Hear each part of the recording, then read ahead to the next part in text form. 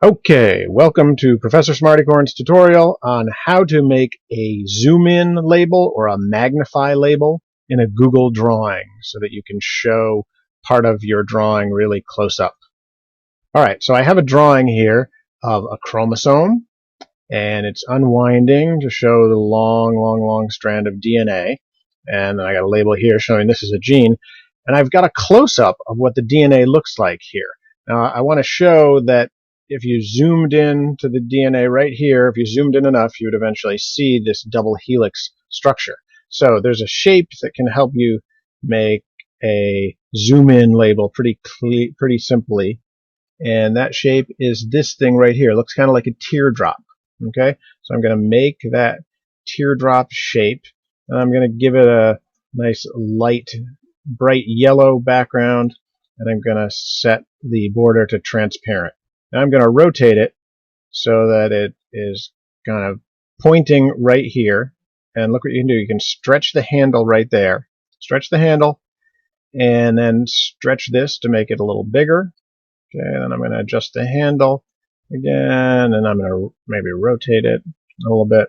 Okay, so I want to point right there and show that it looks like this if we zoomed in. Now this is sitting behind.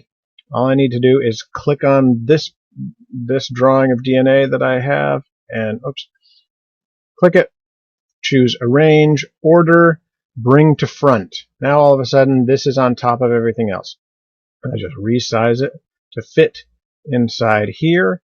Another thing you could do, you could add a little text box that says zoomed in. Make that bold, and I'll put that right there. Put that right in there to show that it is zoomed in. Or I could even move this up here. If you want to add even more details, make a tiny little circle showing that this is the spot where you're zooming in, so they can see exactly where you're zooming in. I'll make the filling for that transparent, and I'll make the border red.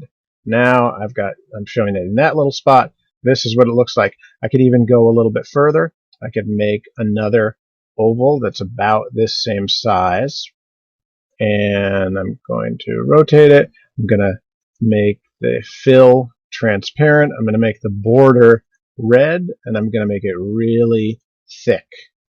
Now all I need to do is just resize it a little bit till it's sitting right where I want it to sit, to show that right there, this little spot, if you zoomed in, this is what you would see.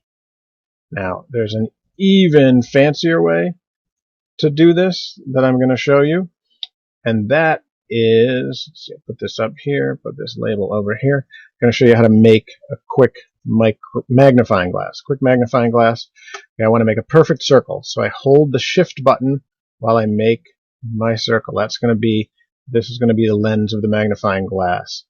Then I want to make the border really thick, 12 pixels. That sounds good.